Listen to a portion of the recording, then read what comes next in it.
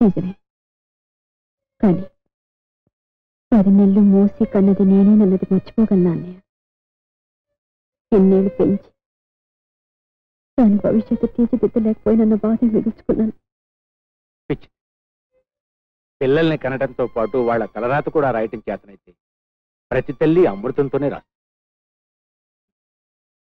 జీవితంలో కష్టం సుఖం అనుభవించిందని నువ్వే ఇలా బాధపడేలా? ఏం చేయనన్నయ్య, నేను ఒకప్పుడు ఇలా ప్రవాహంలో కొట్టుకుపోతూ ఒడ్డును చేరుకోవడానికి గడ్డిపోచును పట్టుకున్నాను. అయినా అది నా పాలిట కల్పవృక్షమైంది. ఆ మహావృక్షం జరిగిన అనర్థానికి ఇప్పుడు ఊహిసలాడిపోతుంది. అన్నయ్య, నాకు ఒక సాయం చేస్తారా? చెల్లెలివి, నువ్వు అడిగితే కాదంటాను.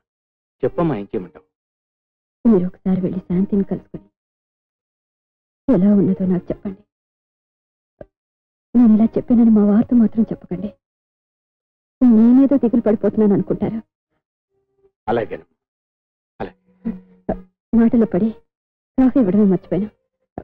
ఒక నిమిషం ఉండండి, ఇప్పుడే కాఫీ తీసుకొస్తాను. Hello, good morning. Good morning. ఎంతసేపు వచ్చి? Just now. బై వ్యాపారం అది బాగా సాగుతుందా?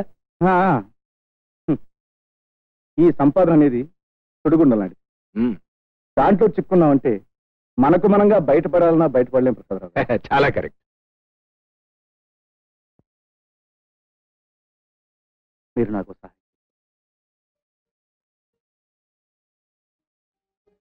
ఏమిటి? నా బిడ్డ ఎలా ఉంది?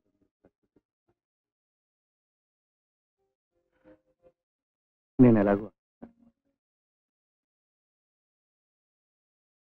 దేనికి నువ్వు ఇంతగా చెలించిపోవటం బాగుండలేదు రంగా. చూడు, జీవితంలో ఎన్ని గాయాలైనా మనపలికింది కాలం ఒక్కటే. లోకం మారిన, సృష్టి అంతా మారిన, ఆ నల్లరాయి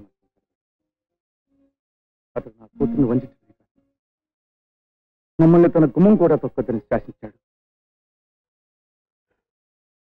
మీరే నా ఒకసారి వెళ్ళి చూసి. వెళ్తాను, తప్పకుండా వెళ్తాను. నేను ఇలా అన్నాను మాత్రం నేను బాధపడుతున్నాను తను ఇంకా బాధ.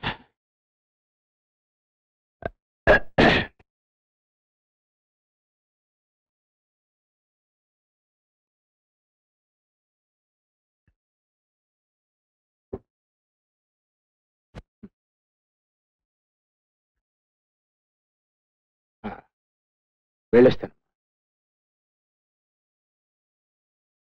రాస్కెల్, నీ మొహం చూస్తేనే పాపం, ఎప్పుడు ఏడిపే. ఏడుపు కొట్టు మొహం, పంపలు అడుగు పెట్టింది నేను చింతే. నోరు నొక్కుని పడుండు. ఊరికే మూలిగా అంటే బీపీ చిట్లిపోతున్నాయి అనుకున్నావు. చిచి. ఓహో మీరా? తాతే, మీ డాడీ సీడీని పంపించినట్టున్నారు, చూడు. మావయ్య,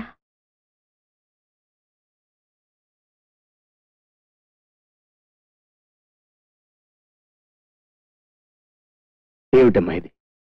కడిగిన ముచ్చల్లా ఉండేదాన్ని గుర్తుపట్టలేనంతగా మారిపోయావు. ఏమైందమ్మా? కూర్చోండి మావయ్య.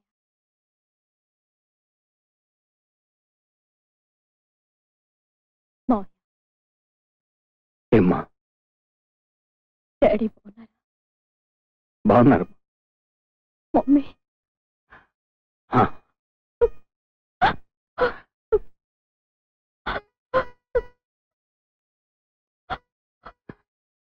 చూడమ్మా, ఎంతైనా అత్తవారిల్లు అమ్మఒడి లాంటిది కాదమ్మా. నిజానికి నిన్న స్థితిలో చూస్తే మీ డాడీ గుండె ఆగిపోతుందమ్మా. ఆడపిల్లను కన్న వాళ్ళకి అంత శుతిపెత్తన మనసు ఉండకూడదు మావయ్య. నేను పెళ్లి చేసుకున్న రోజే మా డాడీ గుండె రాయి అయిపోయింది. నిజానికి మీరొచ్చారు కనుక సరిపోయింది. లేకపోతే నా క్షేమం అయినా మా డాడీకి మమ్మీకి చెప్పేవారున్నారు. అలా అనుకోకమ్మా. పిల్లలు ఏవైనా పొరపాట్లు చేసినా అవి ఎల్లకాలం తల్లిదండ్రుల మనసులో ఉండిపో. చూడమ్మా, వాళ్ళ మమకారాలకు సరిహద్దులు గీయటం ఎవరికీ సాధ్యం కాదు. నేనెవరినీ నిందించడం లేదు మావయ్య. నేను చేతులారా చేసుకున్న అపరాధం ఇది. నా దురదృష్టానికి నేనే బాధ్యురాన్ని. పైగా నేనిప్పుడు ఒట్టి మనిషిని కూడా కాను. అలాగా? నిజమమ్మా? నాకింకా పుట్టింటి అడుగు పెట్టే యోగం లేదు. అలా అనుకోకమ్మా, అలా అనుకోకు. ఇన్ని బాధల్లో కూడా చల్లని వార్త చెప్పావు. వస్తానమ్మా, వెళ్ళొస్తాను. ముందు మావయ్య కాఫీ తీసుకొస్తాను.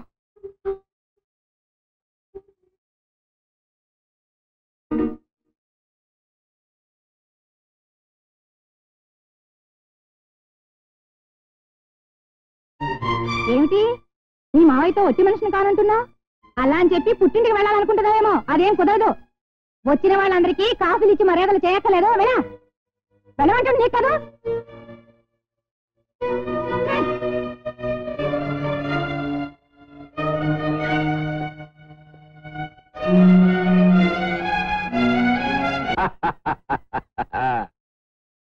మన రంగాను మీసాల పట్టుకునిలాగే మొనగాడు పుట్టబోతున్నాడమ్మా.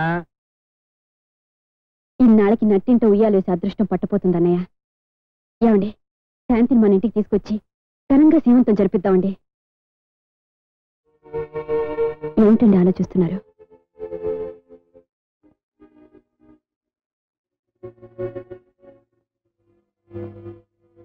అవునండి, దాని విషయంలో ఏ ముచ్చట తీరింది కనుక మన ఆశ ఇప్పుడు నెరవేరుతుంది. మనం నోరు తెరిచి అడిగిన దాని వాళ్ళు పంపించారు. కడుపు పండిన వేళ కన్న తల్లిని చూసుకునే అవకాశం దానికి లేదు. ఇంతటి శుభవార్త విన్నా దాని ఇంటి కడుపు తొక్కే అదృష్టం నాకు లేదు. నీకు అదృష్టం లేదా? ఎవరిన్ని ఆంక్షలు విధించినా నిన్నెవరూ ఆపలేదు. నీ కోరిక నేను నెరవేరుస్తాను. ఇది లోక విరుద్ధమైన శ్రీమంతం ఆ ఇంట్లోని జరిపిస్తాను.